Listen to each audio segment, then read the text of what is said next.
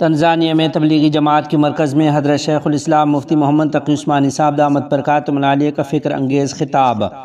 میرے بھائیوں، دوستوں، بزرگوں، دین کا کام اس طرح نہیں ہوتا کہ پہلے اس کے بہت بڑے منصوبے بنائے جائیں اور اس کے نقشے تیار کیے جائیں، اس کا بجٹ منظور کرایا جائے، اس کی فیزیبلٹی رپورٹ تیار کی جائے۔ دین کا کام ایک آدمی سے شروع ہوتا ہے، اور یہ بات خود نبی کریم سرور دو عالم صلی اللہ علیہ وسلم نے اپنی حیات طیبہ سے ثابت کر دی۔ جب آپ اس دنیا میں تشریف لائے تو تنہا تھے، کوئی ساتھی نہیں، کوئی مددگار نہیں، کوئی جماعت نہیں، کوئی منصوبہ نہیں، کوئی پلان نہیں، کوئی وسائل نہیں، اور اتنی بڑی ذمہ داری اللہ جل جلالہ نے غار حرا میں آپ کے سپرد فرما دی۔ اقرأ بسم ربک الذی خلق۔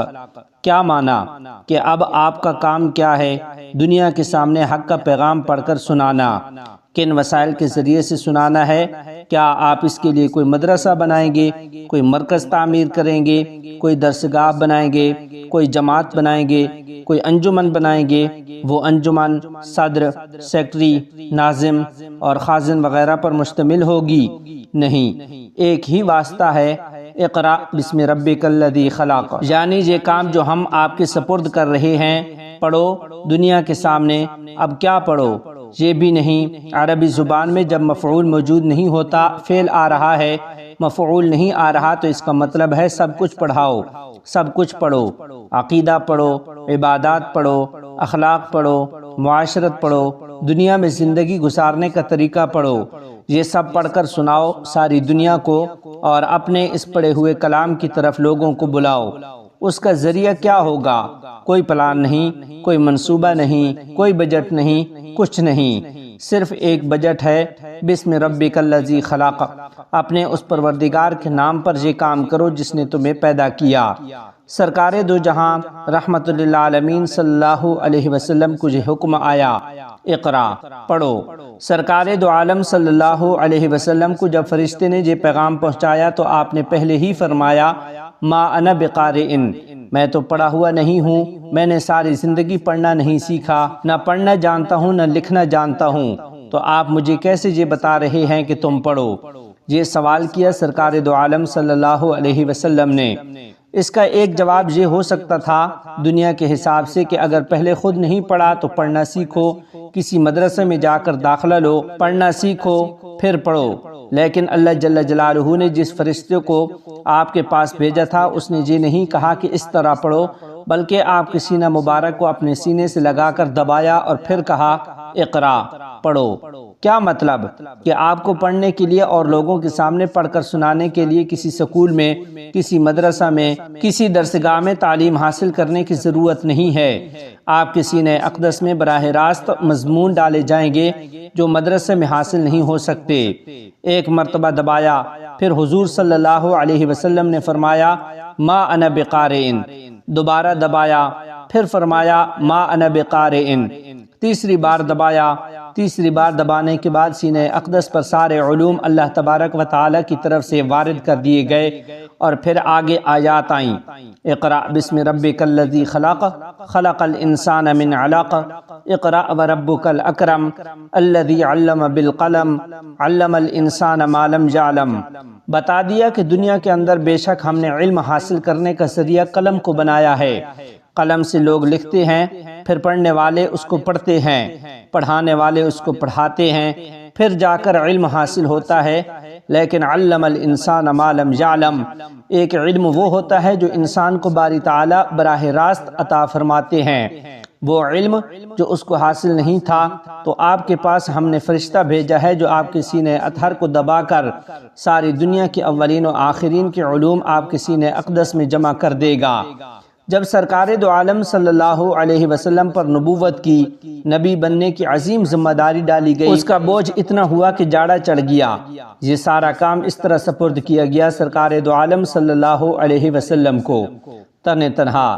یہ نہیں کہا کہ آپ کوئی جماعت بنا لینا، اس کا ایک صدر بنا لینا، اس کا ایک سیکٹری بنا لینا، اس کا ایک خازن بنا لینا، اس کا ایک بجٹ متعین کر لینا، کچھ نہیں۔ بس ہمارے حکم کی تعمیل میں پڑھتے جاؤ، ہمارے حکم کی تعمیل میں دعوت دیتے جاؤ، اور سب سے پہلے آپ آغاز کرو اپنے خاندان والوں سے۔ وَأَنذِرْ عَشِيرَتَكَ الْأَقْرَبِينَ، اپنے قریب ترین خاندان والوں کو سب سے پہلے جا کر دعوت دو ایمان کی، توحید کی۔ اللہ جل جلالہ جب دین کا کام شروع کراتے ہیں تو پہلے سے منصوبے نہیں بنتے، پہلے سے تنظیمیں نہیں بنتی، پہلے سے بجٹ منظور نہیں ہوتے، پہلے سے فیزیبلٹی تیار نہیں ہوتی، بلکہ اللہ کا کوئی بندہ ہوتا ہے، اللہ اس کے اوپر القاء فرما دیتے ہیں کہ تم یہ کام کرو، اور وہ کرنا شروع کر دیتا ہے، اور کرنے کے نتیجے میں اللہ تعالیٰ خود لوگ اس کے پاس کھینچ کھینچ کر لاتے ہیں۔ میں تو تنہا ہی چلا تھا جانب منزل، مگر لوگ ساتھ آتے گئے اور کارواں بنتا گیا۔ آج آپ دیکھتے ہو کہ الحمدللہ دارالعلوم دیوبند کا فیض دنیا کے مشرق و مغرب میں پھیلا ہوا ہے۔ مجھے اللہ تبارک و تعالی نے دنیا بہت دکھائی، دنیا کے 6 بر اعظم میں نے دیکھے ہیں، اور دور دراز دنیا کے علاقوں میں بھی جانا ہوا۔ اتفاق سے تنزانیہ پہلی بار آیا ہوں، ورنہ ساری دنیا میں نے دیکھی ہوئی ہے۔ جہاں کہیں گیا ہوں تو وہاں دارالعلوم دیوبند کا براہ راست یا بالواسطہ فیض آنکھوں سے نظر آتا ہے۔ ایک مرتبہ میں انڈونیشیا میں تھا، لوگ مجھے پہاڑ کی چوٹی پر لے گئے، عام بستی سے بہت دور۔ وہاں مجھے مغرب کی نماز کا وقت پیش آیا تو میں نے ساتھی سے کہا کہ بھائی کوئی مسجد نماز پڑھنا چاہتے ہیں۔ مسجد میں جا کر نماز پڑھی۔ نماز پڑھنے کے بعد امام صاحب آئے، ان سے ملاقات ہوئی کہ بھائی آپ کہاں سے ہیں؟ کہا جی میں دارالعلوم دیوبند سے فارغ ہوں۔ اس چھوٹی سی مسجد میں، پہاڑ کی ایک مسجد میں بھی وہ دین کا دیا چراغ روشن کیے ہوئے ہیں۔ یہ کیسے ہوا؟ یہ اس طرح ہوا، ایسا نہیں ہوا تھا کہ دارالعلوم دیوبند کو حضرت مولانا محمد قاسم نانوتوی اور حضرت مولانا رشید احمد گنگوہی رحمہ اللہ نے ایک نقشہ بنایا ہو، ایک پلاٹ خریدا ہو اور پلاٹ کے اندر نقشہ بنایا ہو، اور اس میں یہ بتایا ہو کہ یہ امیر ہوگا، یہ صدر ہوگا، یہ سیکٹری ہوگا، بلکہ وہ 2 آدمی تھے، ایک استاذ ایک شاگرد۔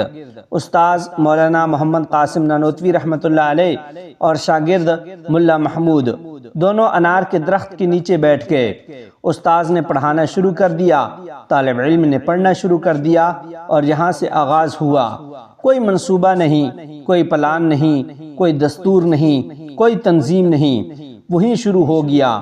لیکن لوگ کچھ ملتے گئے اور کارواں بنتا گیا۔ اسی طرح دارالعلوم دیوبند کا قیام عمل میں آیا، لیکن بعد میں اس مدرسے کی عمارت بھی بنی، اس کا نظام بھی بنا، اس کا دستور بھی بنا، اس کا محتمم بھی ہوا، نائب محتمم بھی ہوا، ناظم بھی ہوا، سب کچھ ہوا، لیکن مقصود کیا تھا؟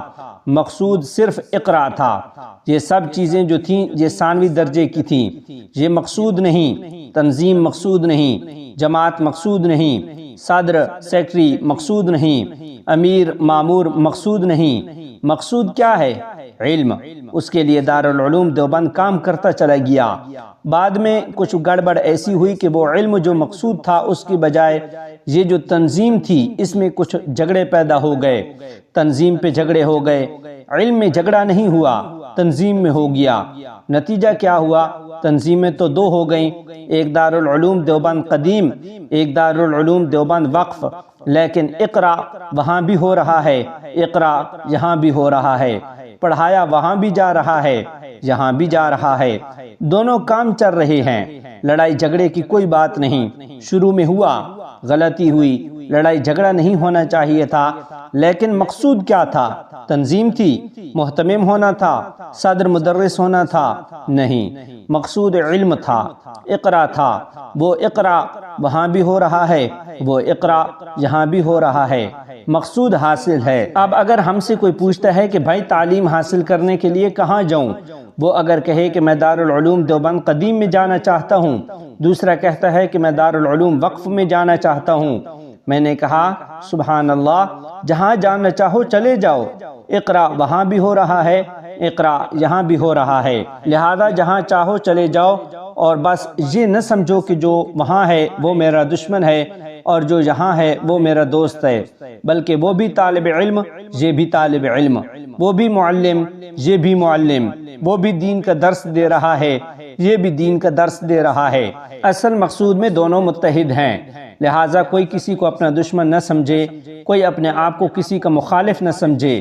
اسی طرح اللہ تبارک و تعالیٰ کے فضل و کرم سے تبلیغی جماعت نے ساری دنیا کے اندر اپنا فیض پھیلایا ہوا ہے، اور وہاں کا عالم بھی یہ ہے کہ میں ساری دنیا میں گھوما ہوں، ساری دنیا کی سیریں کی ہیں، لیکن عوام الناس میں جتنا فائدہ تبلیغی جماعت کے ذریعے پہنچا، کوئی دوسری جماعت اس کا عشر اشیر بھی پیدا نہیں کر سکی، 10واں حصہ بھی پیدا نہیں کر سکی۔ اللہ تبارک و تعالی نے اس میں برکت دی، لیکن کیسے؟ کیا پہلے حضرت مولانا محمد الیاس رحمۃ اللہ علیہ نے کوئی تنظیم قائم کی تھی؟ کیا کوئی امیر بنایا تھا؟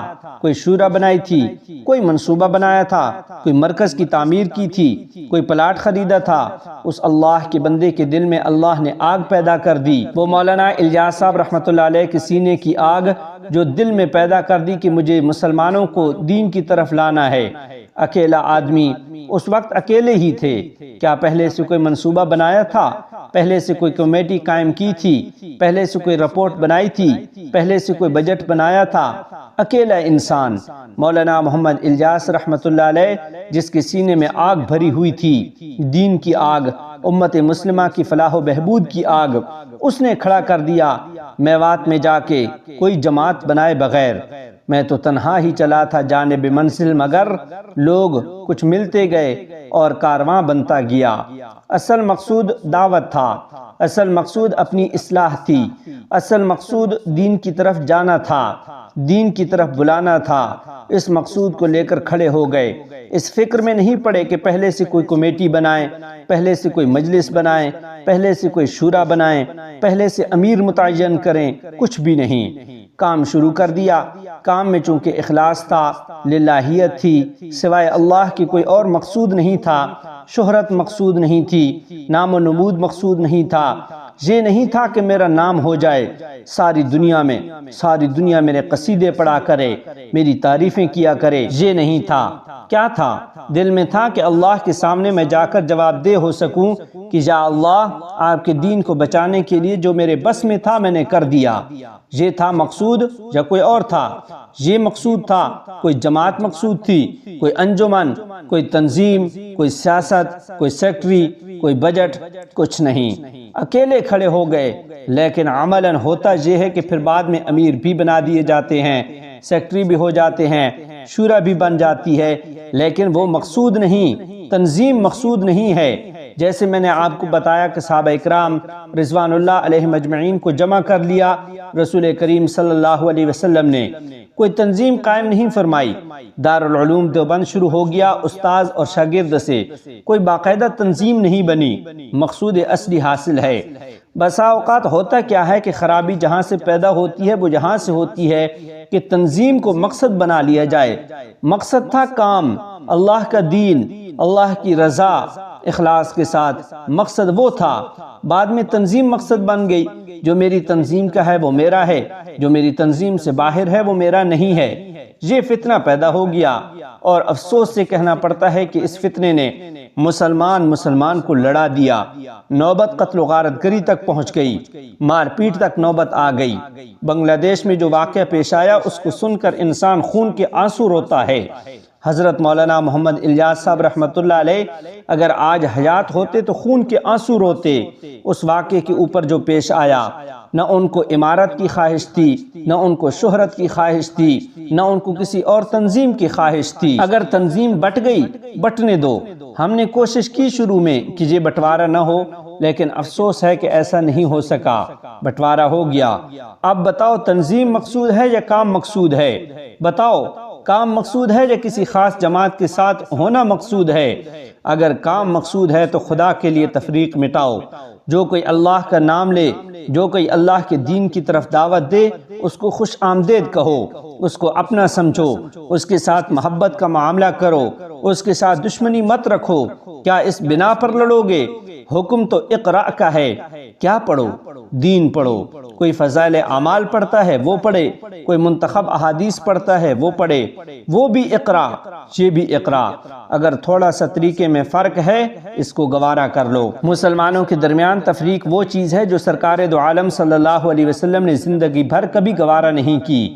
اگر کوئی شخص مجھ سے دین سیکھنا چاہتا ہے، میں یہ چاہوں کہ یہ مجھ سے سیکھے، دوسرے کے پاس نہ جائے۔ یہ مولانا عارف بھائی کے پاس 2-4 آدمی آتے ہیں دین سیکھنے کے لیے، میں یہ چاہوں کہ ان کو یہاں سے ہٹاؤ، اس کو میرے پاس بھیجو۔ یہ بتاؤ اخلاص ہوگا یا ریاکاری ہوگی؟ اگر دین سیکھنے کے لیے ایک آدمی آ رہا ہے اور ایک جماعت کے ذریعے دین سیکھ رہا ہے تو اس سے آپ کو کیوں دشمنی ہو؟ اگر آپ کے ذریعے سے ہوتا ہے تو وہ بھی آپ کا کام کر رہا ہے۔ صحابہ اکرام رضوان اللہ علیہم اجمعین کے بارے میں حضرات تابعین فرماتے ہیں کہ بہت سے صحابہ اکرام رضی اللہ تعالی عنہم کے پاس ہم جاتے تھے مسئلہ پوچھنے کے لیے تو کہتے تھے کہ بھائی وہ فلاں بڑا عالم ہے اس سے پوچھو۔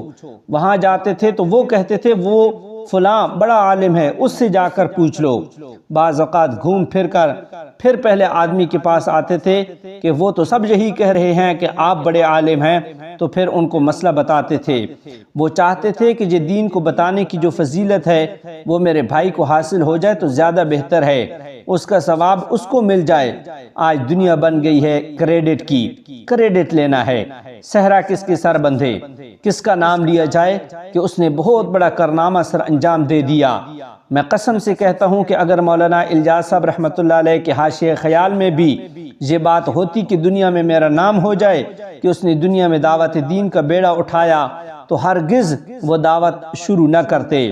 ان کے دل میں صرف اخلاص تھا، صرف للہیت تھی، صرف یہ کام تھا کہ اللہ تبارک و تعالیٰ کے دین کو کوئی فائدہ پہنچ جائے۔ آج ہم اس میں گلے پڑ گئے کہ جو ہماری پسندیدہ تنظیم ہے اس میں آتا ہے وہ میرا ہے، دوسری تنظیم میں جاتا ہے وہ میرا نہیں ہے، وہ میرا دشمن ہے، وہ میرا مخالف ہے۔ ضرورت پڑی تو اس سے لڑوں گا، ہاتھا پائی بھی کروں گا، لڑائی بھی کروں گا، اگر ضرورت پڑی قتل بھی کر دوں گا، العیاذ باللہ۔ جہاں تک نوبت پہنچ جائے تو خوب سمجھ لو کہ شیطان نے اپنا راستہ بنا لیا ہے۔ جب یہاں تک راستہ پہنچ جائے کہ مسلمان کے خلاف قتل و قتال پر آمادہ ہو جائے، سمجھ لو کہ شیطان نے اس کے اندر راستہ بنا لیا۔ وہ صحابہ اکرام رضی اللہ تعالی عنہم تھے جن کو نبی کریم صلی اللہ علیہ وسلم کی صحبت حاصل تھی کہ وہ آپس میں قتل و قتال کے باوجود صحابی رہے، کیونکہ نیتیں دونوں کی خالص تھیں۔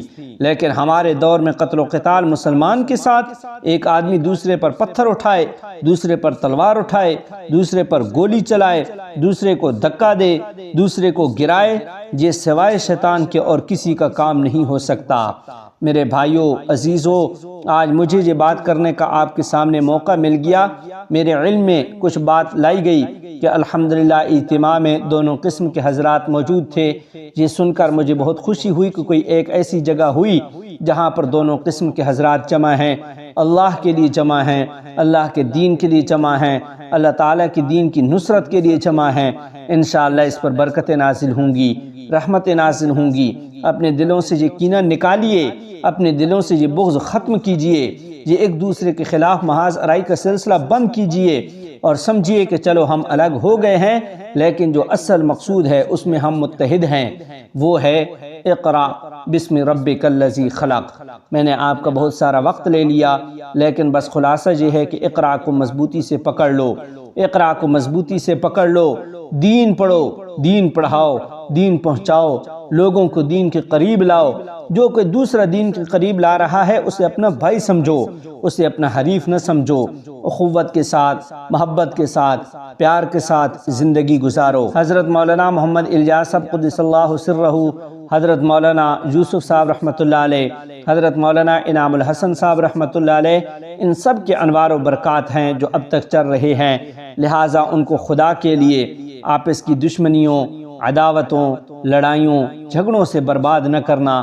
جو اصل مقصود ہے وہ حاصل ہو جائے۔